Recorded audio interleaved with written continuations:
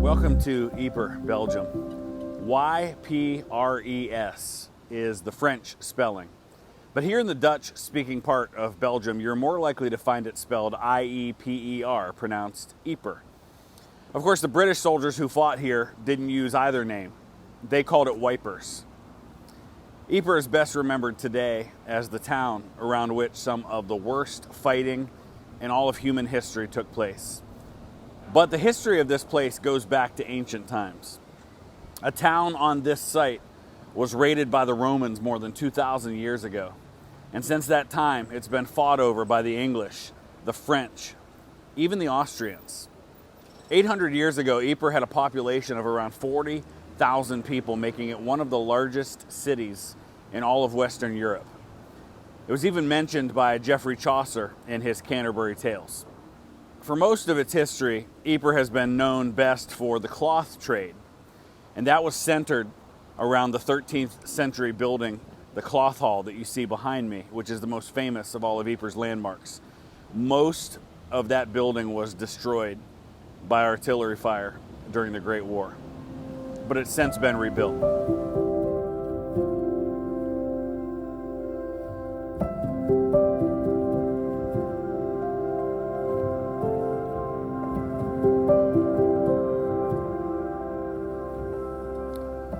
During the course of the war, there were at least 5 distinct battles that were fought here. And each of those major battles could be broken down into multiple battles with names and identities of their own. The first Battle of Ypres in October and November 1914 produced 250,000 casualties.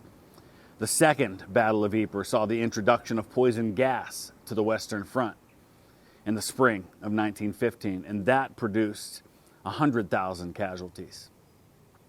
The third Battle of Ypres, more often known as Passchendaele, was fought in the summer and fall of 1917 and may have produced as many as 800,000 casualties. The fourth Battle of Ypres, also known as the Battle of the Lys, was fought in April 1918 as part of the German Kaiserschlacht offensive, and that produced around 200,000 casualties. The last battle, sometimes known as the Fifth Battle of Ypres, was fought in the fall of 1918 and produced around 10,000 Allied and an unknown number of German casualties. And of course, between all of these battles, there's skirmishing, artillery duels, sniper fire, disease, and much more. Needless to say, Ypres earned its place in history as one of the deadliest places on earth, especially for British Commonwealth and German forces. So in this series, we'll be looking at snapshots within those battles, telling stories of some of the units and even individual soldiers who fought here. And of course, we'll look at some of those iconic places associated with each of these battles.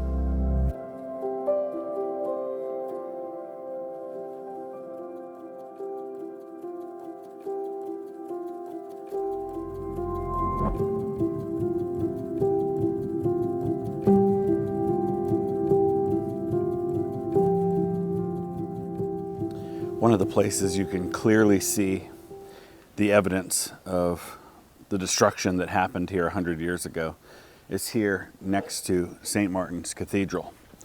Behind me, you can see there are the remnants of the old cathedral, pieces of it that have almost been laid out like a cemetery, like a memorial, that shows parts of the cathedral that were never rebuilt. And then there's an entire building, an old chapel on the other side here that I'll let you take a look at in just a second, that also was never rebuilt.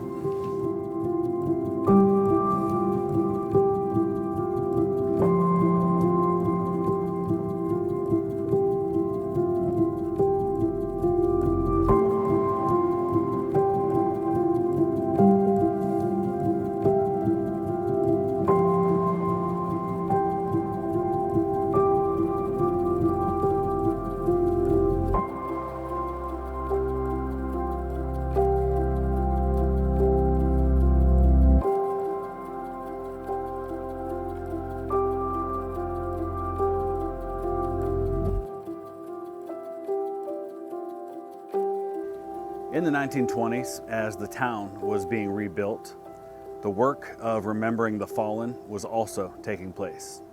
The town was home, at least temporarily, for many of the citizens of Britain and the Commonwealth who were here to build memorials and to carry out the work of the Commonwealth War Graves Commission. Ypres also became a place of pilgrimage for the hundreds of thousands of families who lost loved ones in the Ypres Salient. Those people needed a place to gather, to pray, and to remember. And this chapel became a place to do just that. It's known as St. George's Chapel, named for the patron saint of England. It was built in 1927 and to this day remains one of the most important sites for remembrance and pilgrimage here in Ypres.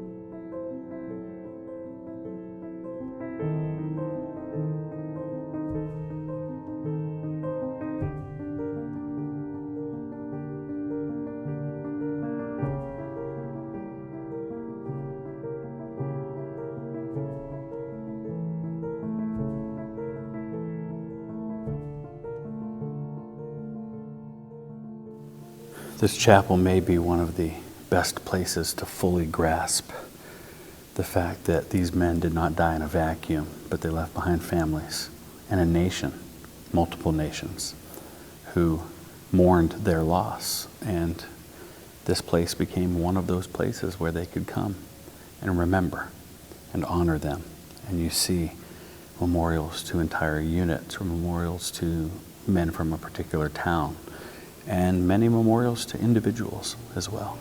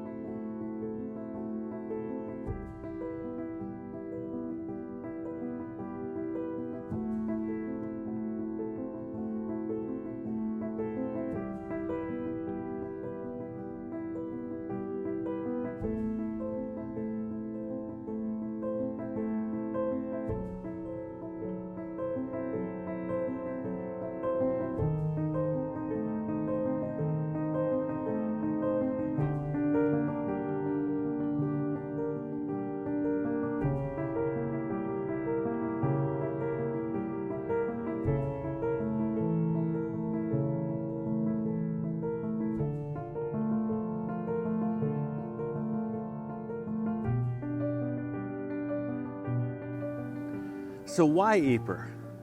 Why did this town become notorious as one of the bloodiest and most awful places in the history of warfare? Well, there's a couple of reasons for that. One is location. It's a strategic crossroads, much like Gettysburg in the American Civil War. From here, the German army could march on the strategic coastal towns of Dunkirk, Calais, Boulogne.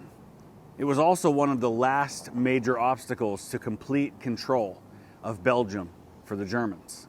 So there were obvious strategic reasons for both sides to occupy the town. The Allies built their defenses around the outside of the town, and this created a salient, a bulge in the line that would be attacked by the Germans from three sides throughout the war. It's also important to note that the Germans held the high ground surrounding the salient, making it easier for artillery observers to locate targets. And it didn't take long for the casualties to mount in circumstances like that. Now, as for the horror of the landscape, the flooding and the mud that became so synonymous with battles like Passchendaele, Third Ypres, it's pretty simple. This is, like much of this part of Europe, an area with very low ground in terms of its relation to sea level. And the water table is high, meaning you don't have to dig down very far and you hit groundwater. So when it rains, and it rains here a lot. It doesn't take much to cause flooding. Now, over the centuries, the people of this land had built systems for keeping the ground relatively dry. And you can see a lot of those systems today. But as with many other things, the incessant artillery fire had destroyed those systems. And so in addition to the death and destruction that was found on many Great War battlefields, Ypres was also known for the mud. And the mud just wasn't some annoyance that had to be dealt with. It was deadly. Men would get stuck in the mud in areas of no man's land, and no one could risk exposure to help them. They would sink until they drowned in the mud. This also meant that attacks had to go over these duckboard pathways that were built over the mud, which provided easy killing lanes for enemy machine guns and artillery. It was a recipe for slaughter on a scale witnessed only a handful of times in human history. And it's also a big part of the reason why so many of the men who fell here were never identified or never found at all.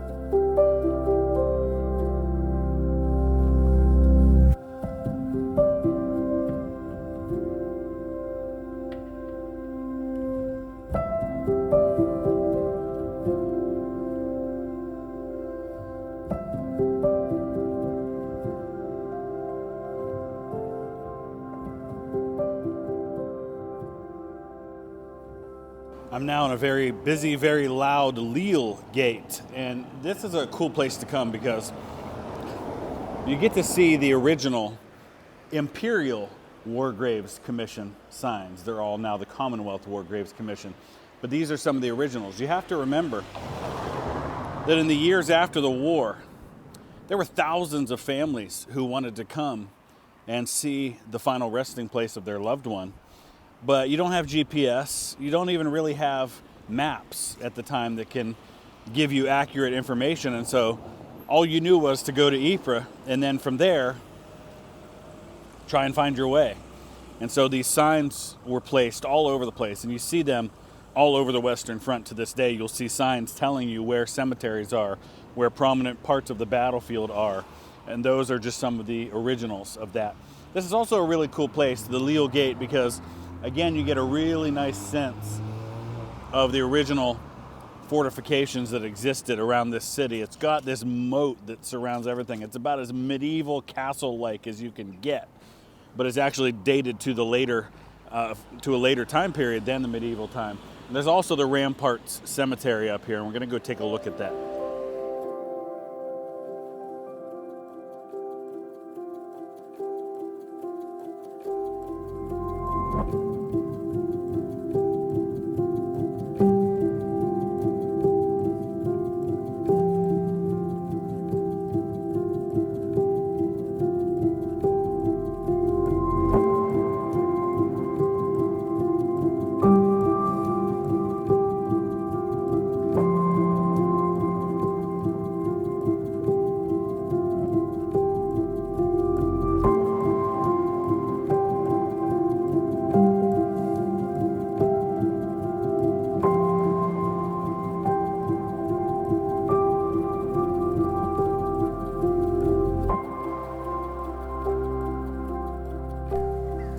I've said it before, but one of the things I love about British and Commonwealth graves is the ability for families to put messages on the bottom. I love this one.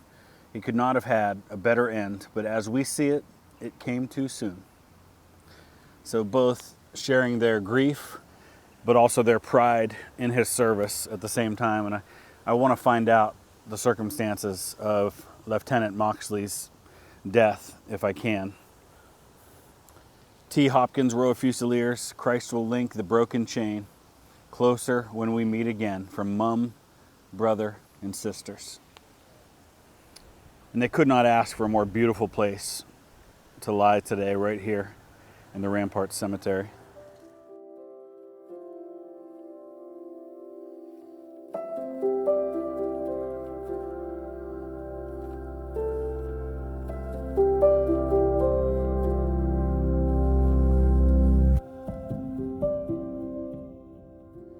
Winston Churchill said of Ypres, quote, "A more sacred place for the British race does not exist in the world," end quote.